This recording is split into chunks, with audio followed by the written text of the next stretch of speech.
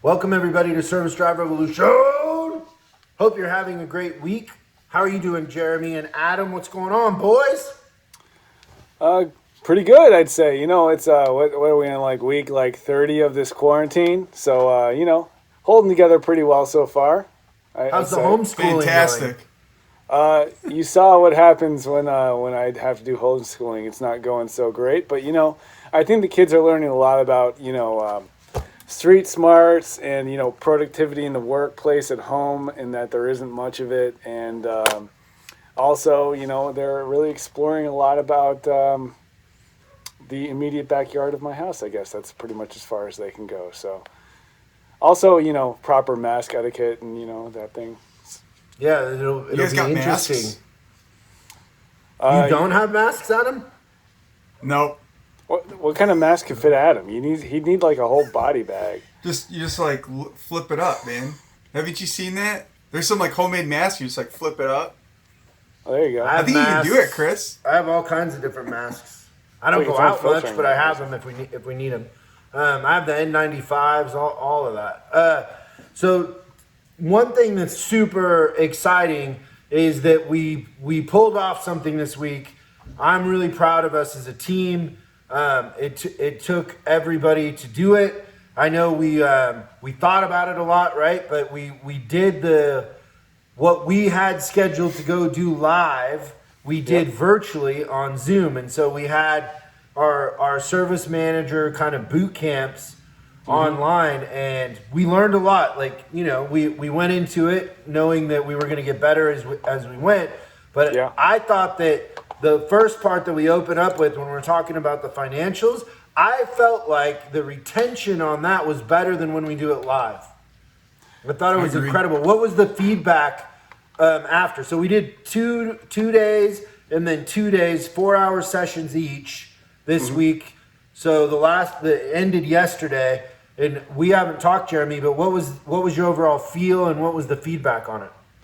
It seems to be like when I send out surveys after every one of these sessions. It seems to be pretty positive. A lot of the managers really liked it, thought it was comparable to a hands-on session. They even liked the additional amount of attention on the ELR exercise, because most of the managers we've spoken with, they never broke it down that way. So they'd be either looking great, or they'd be looking at -4% and be like, well, I need to get my expenses under control, or I need to really drive that labor rate higher, that ELR higher. So it's really good for them, I think, to understand at an hourly level how much they're gaining or how much they're losing, so that they can, from then, they can use that information to start making positive changes. Like, either I'm doing great, I just need to tweak a couple things, or I need to really start looking at how my operations are. So I think starting with that exercise really was a positive for them, and I think they really enjoyed it.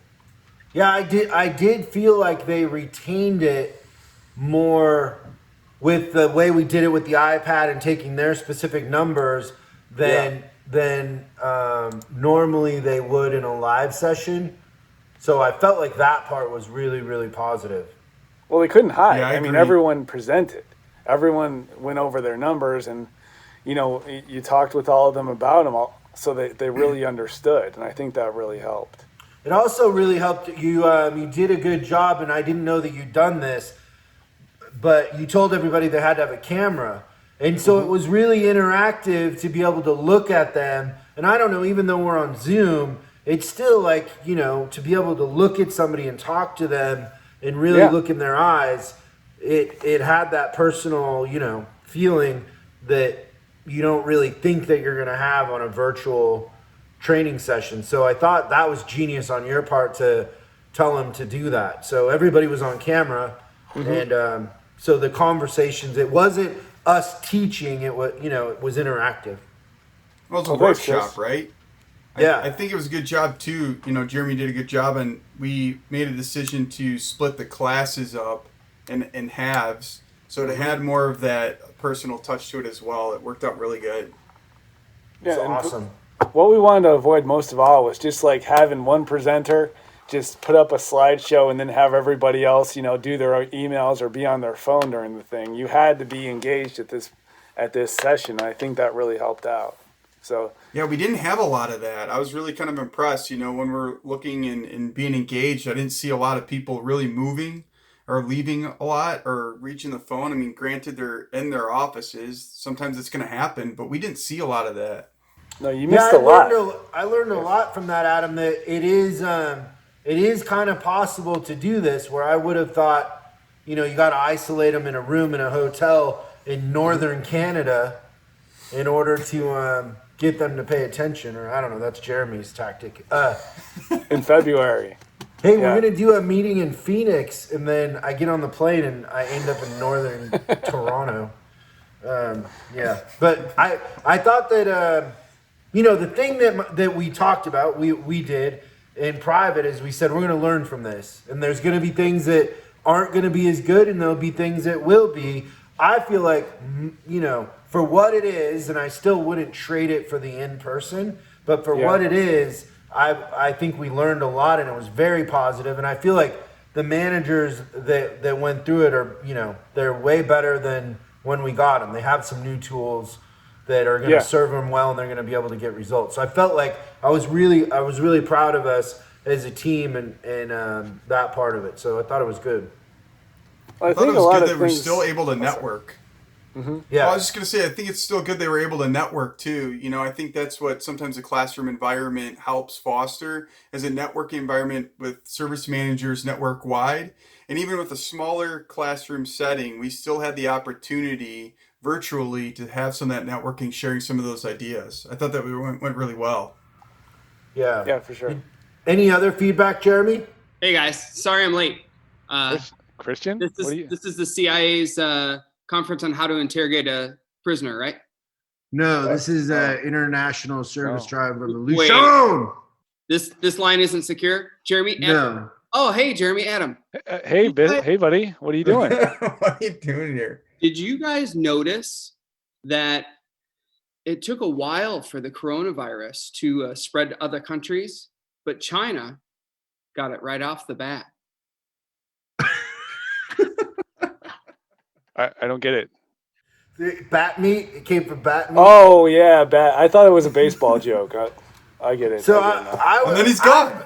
I've been hoping that a Zoom I'm on would get hacked, but that isn't the same kind of hacked. But I hear people are getting hacked. But obviously, Christian just randomly going into Zoom conferences, just funny. Did you have any other feedback, Jeremy? I got a little distracted there. Generally, it's they like the interaction, they like the ELR understanding, they like the recruiting information, and everyone sharing their best practices. How to hire a tech? Yep, how to hire them and keep them.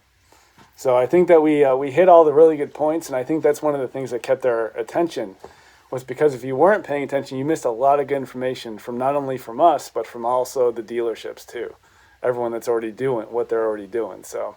No, I think it went really well, and the surveys seem to be really positive.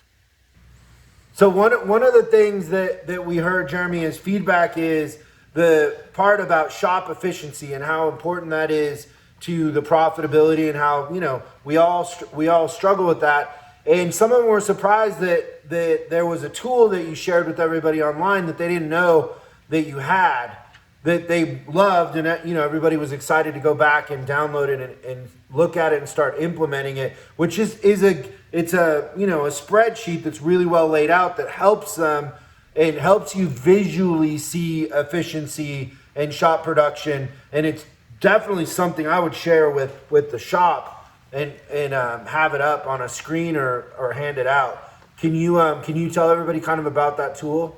Yeah, let me show you what it looks like.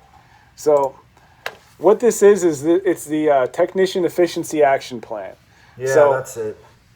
What this does is it actually takes actual hours, billed hours, and it will show the efficiency for technicians over a period of time. So there's a lot of different ways that dealerships look at efficiency, but what I really like about this is it's a visual trend information. So if you were to sit down with, say, for example, this technician here, John, you can actually show him how his efficiency has gone up or gone down through a period of months, show him his billed hours and actual hours, and then also you can actually see how he's doing with regards to the other technicians in the shop. So it takes a lot of the emotion out of a performance discussion with the technician and allows you to stick to the facts. And it's a highly visual document. It's our technician efficiency action plan. It's over in our Diamond Edge page. We can, as a team, the Diamond Edge team can help you set up this at your dealership so that you can have these kinds of discussions with your technicians. Yeah, So it's an awesome tool. it's really easy to use. You can use it to select multiple technicians. You can see the whole shop. It's a really cool document, and we can help you putting that into place. But a lot of dealerships didn't know that we had that. So it was really good to put this in front of service managers, let them know that this is a resource that they can use, and that we will help them put it into place so that they can start measuring efficiency really specifically among all their technicians and take the emotion out and stick to the facts as far as how they're doing. That's good. Yeah, I really like how it goes over time. Do you guys have a book this week? Oh, yeah. Well, first, Adam, I'd like to hear yours. Just shut up and do it. It's pretty close. So mine are all digital because it will take a week to get my books. So I have to read online all the time now, more than our 8 to 10 hours that we already spend. But my book is the 10X Rule by Grant Cardone, and it's one of those kind of leadership books, but it's also self-reflecting. There's a couple things that I really kind of like that stick out with him. And I've been also reading some reviews on this book, and a lot of people don't really like it because they're not really truly trying to achieve success. And one of those things is the only difference between success and failure. And he kind of goes in and explaining that. And again, just started it. I'm like about halfway through it, but what I really like that sticks out to me is, someone else's gain is your loss. And a lot of people like to self-reflect and think negatively on that. And it really should be flipped over. And really that, it's really not that, it's a lot of people are like, oh, I'm lost. I'm just going to kind of give up. And he's kind of just take control of the situation.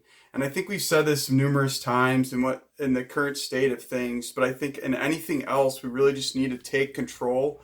He says a few other choice words in the book a little bit, but it's really like kind adult of words, interesting. like swearing. Yes, yes. There you go. But what sticks out to me, and even says it like Ricky Bobby, right? If you're not first, you're last. And I think I talked a little bit about this. There's no really winners or losers. And it's consistently reflecting on, don't feel sorry for yourself. I think that's been kind of my mantra the last, few weeks. But also taking control and just continue to be successful, and really true success. And his is like 10 times. So if you want to make $100,000, over the next year, well, maybe you should shoot for like, $1 million.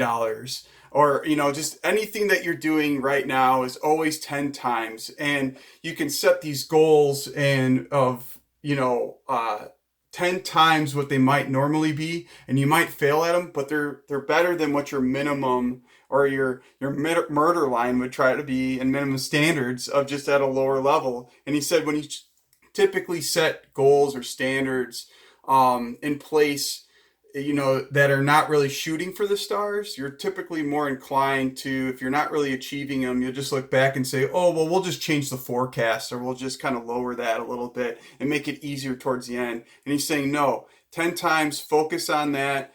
Anything that you do is always to achieve success. It's just 10 times. That's the rule. And he goes in through different scenarios, but really what I kind of like about it is just not feeling sorry, gain control of the situation. There's a lot of times when we say, hey, it's what's not in our control is not our control. But he's saying, well, take control of it and still improve on that. And that's a level of success. So it kind of resonates with me. There's still some pieces of this book that I believe that I want to finish, but it's kind of interesting with a lot of things that people are taking action or success in. There's always some sort of naysayers out there. So even in relation to this book, and when people are successful or perceive success, they're like, oh, well, he's lucky. He goes in this segment about being lucky. Well, you can be lucky as well. It's always just achieving that 10 times as much, being perceived lucky. Success is going to build more success. So that's my soapbox for the day. No, it's a good book. One of my takeaways from the book was, and I'm not going to say this in an adult way, but hump it 10 times harder. Right? That's like, one way to put it. Because if you up your goals, then you got to up your effort, you got to up your thinking, you got to, your time management, everything has to get better. All ships rise. Yep. Yeah, it's all about action. He goes in the segment about actions. You set your goals and then 10 times your actions. Because if you set these goals and you don't increase your actions, it's not about doing more work. It's just putting more effort into taking more action and then extrapolating that over. So, have those, what some people might perceive as unobtainable goals. And he says basically people are always focusing on Hey guys. the achievable goal. Real quick, got another one. You're talking Christian. about leadership. How did Princess Leia contract the coronavirus? How? She tried to woo Han. I get that. I get that one. You got it? Yeah. Han Solo. Well, we got hacked again. I like it. That's good. That's a good book. We gotta make this Adam, a close what about line, you, Jeremy? What are you reading? I finished with The Goal by Eli Goldratt. Oh, how good is that book? It's huge. Such a good book. It's honestly, if I were a service manager and I hadn't read this book, this would be the number one book I would read because it's huge on understanding bottlenecks and understanding the theory of constraints, which is basically the heart of managing throughput through your service department. First step. I believe to this day it's still a Harvard Business School. One of the weeks they do it on that book. What's great, what my favorite part of that book is, it's so easy to read because it's told as a story of a guy who's running a factory and his boss comes in and he's like, you got 90 days to turn it around or we're closing the factory. And, a lot of stuff in there, like how they have the latest, greatest technology, but they're not making any more money. And it's like we try to automate and, all these things. And at the end of the day, it's really about the human connection and just doing, having a system. You can't automate everything. So it's kind of old school. But yeah, that book it's a must read, I think, for anybody running a shop. Oh yeah, it's easy to read. It's not that long of a book, but it's just huge. And such a huge takeaway is you need to understand what your bottlenecks are in your service department. Is it waiting on diag? Is it waiting on approval? Is it some job it's taking too long to get parts in? You really need to understand that and be able to understand it on a daily basis and make those decisions really quickly. If you can't judge within 5 to 10 seconds what your bottleneck is for that day, figure out a better system. And you would love the book, Adam. And the one thing that you're going to learn, and I'm not going to tell you, is where to put the fat kid. Yeah, right now as you sit here, you have no idea where to put the fat kid. But by the middle of that book, you'll know right what to do with the fat kid. All right. Yep. All right, Right? I got my task for this week. Jeremy knows what to do with the fat kid. I do know what to. Yeah, it's a good book. It's a great book. It's good on Audible too. It's all they act it out. It's like kind of funny. There's different characters. Is it the same guy doing different voices? It's hard to tell. There's female, like the wife. All right. It's kind of drama. The book, the guy's wife leaves him because he works too much and like. Yeah, they put a lot of emotion into a Effort, book about yeah. throughput. But yeah. It's great. Man, you pulled that out. That's a surprise. That's a good one. I tell people to read that book, but I haven't talked to anybody about it in a while. Well, that's good. Great job, you guys. Was really fun this week doing that. I think that we made a difference. That was our goal, right? It was, Yeah. It was awesome. So I think we probably can do that again. I think it'll, I don't know how long until we lift up the quarantine, but I think it'll work. I mean, To prepare for the future. Yep. Maybe next week we'll try to pull in a high-performing service manager and talk to them for a little bit. What do you think, Chris? I would love that. That would be great. Awesome. Do Well, you have somebody in mind when you say that, or is that just a random Jeremy drive-by? It depends who accepts. I got a couple. I think couple next week we'll ideas. have an A-list celebrity come on and say. A-list. Is it I going to don't be know. Do Christian you have again? somebody in mind? Is my question. Like when you said that, I is got there a couple name? people in mind. Yeah. Who? Yeah. I mean, I don't know if Carl might jump on. Carl from Highway. Good old or maybe, Carl? Yeah, he was on during this week's session. His input was awesome. Yeah, he put in a master class about recruiting, Yep. honestly. So it's If we can get Carl on, that'd be great. If not, we'll get another high performing service manager on there as well. Awesome. Yeah, that would be great. Cool. Thanks everybody. Have a great week. We'll see you again next week. Thanks, everybody.